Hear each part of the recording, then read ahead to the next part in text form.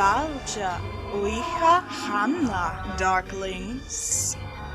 I hope your pumpkins are carved and your cauldrons are stirred, because the spooky season is upon us. And ghouls, do I have a freak show for you. With the Halloween season upon us, my fellow creatures of the night, on this channel we plan to celebrate. So join me, darklings, as we creep on into our first ever Spooktober.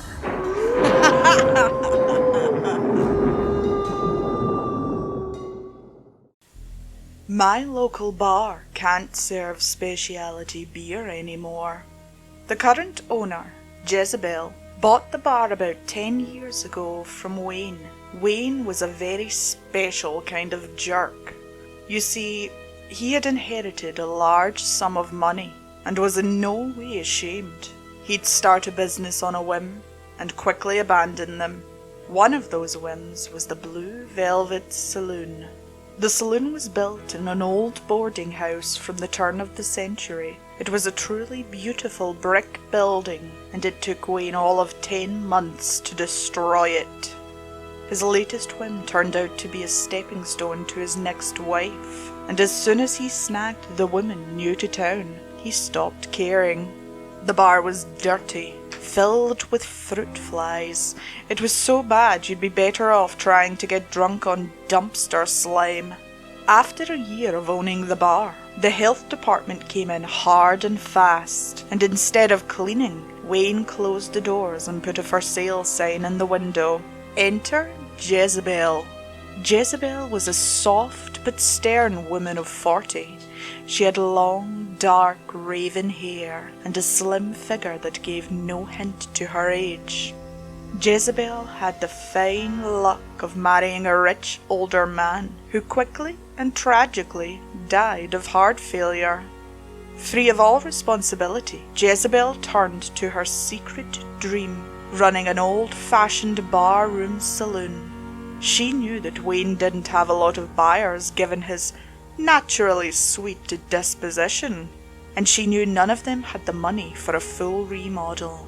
Wayne's pride was strong, so it took almost 6 months of negotiation to get the deal done. Jezebel was thrilled. Our town was a popular stop on the way to a national park, and was part of the historic Oregon-California Trail. She knew a themed bar would attract tourists and survive. She moved quickly, and before too long, the saloon was open and thriving, something Wayne was never able to accomplish. This enraged Wayne. His new wife ran off, and he was left with a cold, hard fortune. So he did what any reasonable, rich, arrogant dick would do. He purchased the building across the street and opened a bar. It wasn't long before his $3 all-you-can-drink nights started taking Jezebel's regulars. Even with the regulars gone, Jezebel was thriving, and that just wouldn't do. Wayne started sitting on his patio and calling the police every time a car left. He started making up stories about Jezebel serving minors and selling beer to go, which was highly illegal. Blue Velvet's reputation was tanking hard and fast, but Wayne's bar wasn't exactly succeeding either. One night, a few months ago, I was drinking my troubles away at the Blue Velvet. Once last call was over, I stumbled outside and was wobbling, waiting for my cab to arrive, when Wayne pushed past me into the Blue Velvet. I could hear yelling and bottles break as I was climbing into the just-arrived cab. When I came back a few weeks ago, I was thrilled to see Wayne's bar closed. Everyone assumed the health department slammed him again. That was the night that Jezebel introduced a new product. Dead Man's Brew. Apparently she had been trying to brew her own beer to attract new customers. It was a rich, thick stout and had this mesmerizing metallic taste. Business boomed. Wayne was too ashamed to come to town, and life was quiet and peaceful. That was until people started finding bits of hair and fingernails in their dead man's brew.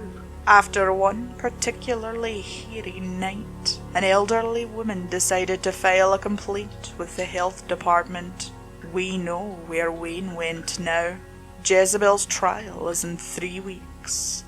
But God, do I miss that beer.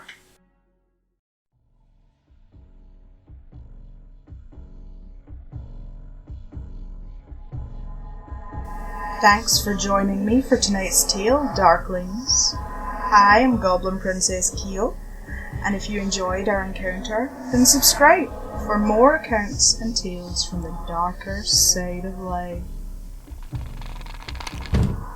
Ah, the broom fell. Company is coming. Sweet dreams. Meet you back at midnight.